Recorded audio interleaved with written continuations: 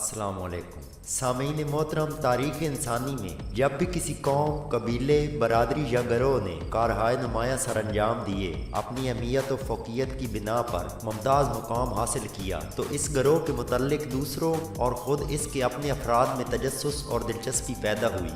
लोगों ने ये जानने की कोशिश की कि एक कौम और गरोह की हैसियत इन लोगों को कैसे और कब मिली, ये कहाँ से आए, इनका नस्ली सिलसिला कहाँ से है। बरसगीर की ऐसी बहादुर और जंगजू कौमों में से एक कौम जिसने अपना नाम और मकाम शुरू से लेकर अब तक कायम रखा और सरज़मीन हिंदुस्तान पर अपनी कामयाबी के झंडे गाड़े, जिसने अपनी अहमियत और फ़ौक़ियत की बिना पर बहुत बड़ा मकाम हासिल किया, उर्दू शायन की इस वीडियो का मौजू है। नाज़रीन, आज हम आपको अराई कौम के बारे में चंद दिलचस्प और तारीख़ी मालूमात देने जा रहे हैं। वीडियो को मुकम्मल देखिए और अगर वीडियो पसंद आए तो इसे लाइक और शेयर ज़रूर करें, और अगर आप अराई कौम के बारे में अपनी मुस्बत राय का इजहार करना चाहते हैं तो कमेंट बॉक्स का इस्तेमाल कीजिए।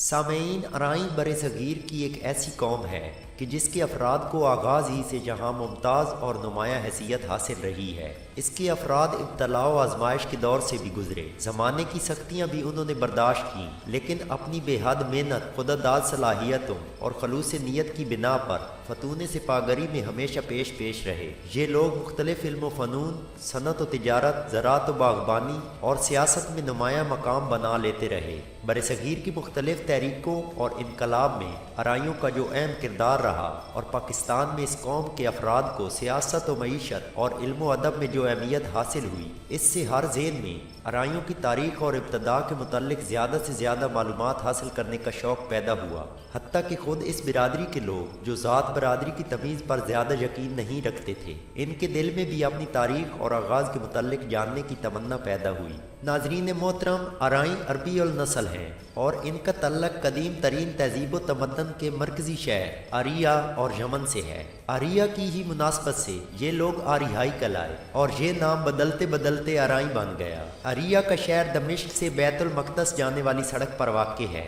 ये लोग मुख्तलिफ इल्मों, फ़नून और सनतों से भी वाकिफ़ थे। तबलीग इस्लाम इनका महबूब मशग़ला रहा। बड़ी इज़्ज़त और सरफराजी से ये कौम अपने वतन में रहा करती थी। बनु उमैया के ज़माने में दमिश्क की हिफाजत के लिए आरिया अरबों की एक अजीम शान छावनी थी। आरिया की अहमियत के पेश नज़र वहाँ ऐसे लोगों को आबाद किया गया जो बनु उमैया के आला ख़ानदानों से ताल्लुक़ रखते थे या जिनकी बनु उमैया से वफ़ादारी मुसल्लम थी। इन लोगों को सारे इलाके में जागीरें अता की गईं, जिसकी वजह से इसकी सरसब्जी काबिल रश्क थी। हर कबीला अपने अपने सरदार के मातहत मुनज़्ज़म होता था और उस वक्त का सिपाही सालार उन सरदारों के नाम अहकाम जारी करता था। ये लोग जहाँ मैदान जंग में बेहतरीन कारनामे सर अंजाम देते, वहीं अपनी अराजी की काश्त में भी बेहतरीन सलाहियतों का मुज़ाहरा करते। ये पुश्त हा पुश्त से जंगजुआना खूबियों के मालिक थे। सामीन मोहतरम, जब सिंध के राजा दायर की तरफ से मुसलमानों के जहाज़ लूटने और मुसलमान बच्चों और ख़वातीन को कैदी बनाने पर हज्जाज बिन यूसुफ ने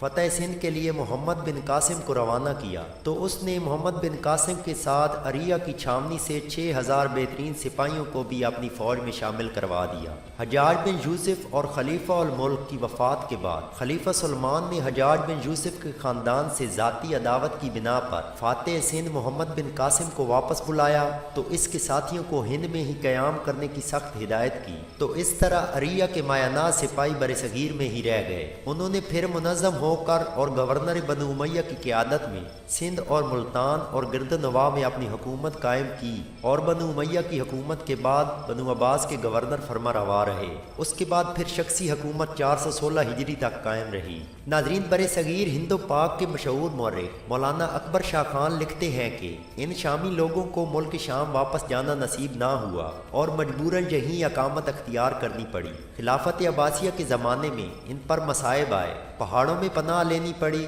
جبکہ منصورہ کی خود مختار ریاست قائم ہونے پر ان کے لیے راحت و اطمینان کا باعث بنا۔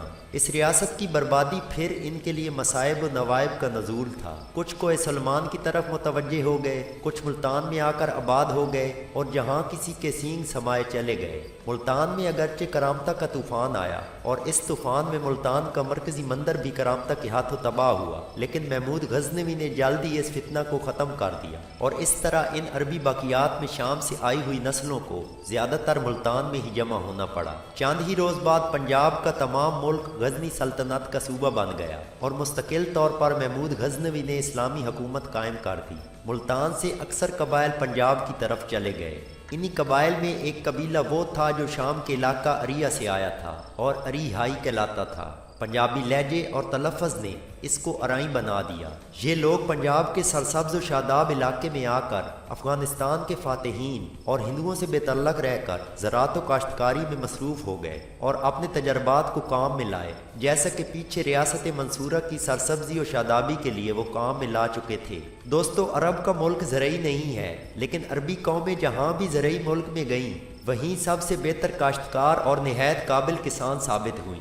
یہی عربی قومیں جب اندس پہنچیں تو انہوں نے اندس کو گل گلزار بنا دیا اور ایک چپا بھی زمین ایسی نہ چھوڑی جہاں کھیتی اور سرسبزی نہ ہو، لیکن جب اندس سے بے دخل ہوئے تو وہ ملک پھر بنجر اور ویران نظر آنے لگا۔ آج تک اس سرزمین اندس میں وہ سرسبزی واپس نہیں آئی جو عربوں نے وہاں پیدا کر دی تھی۔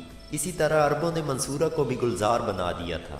ناظرین، تاریخ کے اوراق اور مستند حقائق گواہ ہیں کہ ان ہی جفاکش اور محنتی لوگوں نے سندھ، بلوچستان اور سرحد سے لے کر پنجاب تک کے بے آب و گیا علاقے سرد و شاداب بنائے۔ محمد غوری اور بعد میں پٹھانوں کی افواج کا بیشتر حصہ انہی مجاہدین یعنی ارائیوں پر مشتمل ہوتا تھا۔ بعد میں بابر، ہمایوں، اکبر سے لے کر اورنگزیب تک کی فوج کشی میں ان کو اہمیت حاصل رہی۔ اس دوران ان کو ان کے کارناموں کے عوض جاگیریں ملتی رہیں۔ یہ لوگ زار روس کے خلاف مسلمانوں کی جدوجہد آزادی کا ساتھ دینے کے لیے کوکاف تک پہنچے۔ تحریک ریشمی رومال اور 1857 کی جنگ آزادی اور شاہ اسماعیل کی تحریک جہاد میں ان لوگوں نے اہم کردار ادا کیا۔ یہ لوگ مجاہد اول فاتح سندھ کے ساتھ اسلام کی شمع لے کر برصغیر میں فاتح کی حیثیت سے سرگرم عمل رہے۔ ناظرین، تحریک پاکستان میں اگر سر میاں محمد شفیع، سر شاہ نواز اور میاں عبدالباری جیسی شخصیتوں نے نام پیدا کیا تو قیام پاکستان کے بعد چودھری محمد علی، حمزہ ایم اے، سردار محمد شفیع، میاں طفیل محمد جیسی شخصیتیں اپنے خلوص، اصول پسندی اور جرأت و بے باکی کے لیے ہر دل عزیز ہوئیں۔ پاکستان پر حکمرانی کرنے والے فوجی جنرل ضیاء الحق کا تعلق بھی اسی قوم سے تھا۔ قوم ارائیوں کے فرزندوں نے ایک طرف اگر انجینئرنگ، سائنس، میڈیکل، تدریس و تحقیق اور صنعت و تجارت میں نمایاں کامیابیاں حاصل کیں تو دوسری طرف علم و ادب اور صحافت میں بھی نمایاں مقام پایا۔ ناظرین، ارائی اس وقت پاکستان کی بہت بڑی اور بہت اہم برادری ہے۔ سیاست، صنعت و زراعت اور معیشت میں اہمیت کے علاوہ جس قدر سائنسدان، انجینئر، پروفیسرز اور ٹیکنوکریٹس اس برادری نے پیدا کیے، اسی تعداد میں بہت سے سرمایہ دار بھی اس قوم نے پاکستان کو دیے۔ اس قوم کے افراد کے متعلق یہ حقیقت اب بھی ہر جگہ تسلیم کی جاتی ہے کہ ارائی محنتی، شریف النفس اور بہادر قوم ہے۔ مجموعی طور پر اس میں تدبر، تحمل، بردباری، خوش اخلاقی اور اعلیٰ ظرفی کے اوصاف نمایاں ہیں۔ انہوں نے قومی اور ملکی سطح پر اعلیٰ پائے کے مخلص سیاستدان پیدا کیے۔ ان لوگوں میں ذات برادری کی بنیاد پر ووٹ دینے یا لیڈر چننے کا تعصب نہیں پایا جاتا۔ اس سلسلے میں یہ قوم اعلیٰ ظرف اور کشادہ دل ہے، ورنہ جس قدر تعداد اس کے افراد کی ہے، اس کے پیش نظر پاکستان کے کسی بھی ضلع میں بالغ حق رائے دہی کی بنیاد پر کسی دوسری برادری کا کوئی فرد بھی رکن اسمبلی منتخب نہ ہو۔ یہ اس قوم کے افراد کی قومی ملی حمیت ہی کی بنیاد پر اس کی 60-70% آبادی والے علاقے سے بھی اکثر و بیشتر دوسری برادریوں کے لوگ ہی اسمبلیوں کے ممبر منتخب ہوتے ہیں۔ پاکستان میں ارائی برادری کی تعداد 1 کروڑ سے زائد، بلکہ بعض کے نزدیک 2 کروڑ ہے۔ ہندوستان میں بھی ان کی تعداد لاکھوں تک پہنچی ہے۔ آزاد قبائل اور افغانستان میں یہ برادری کافی تعداد میں آباد ہے۔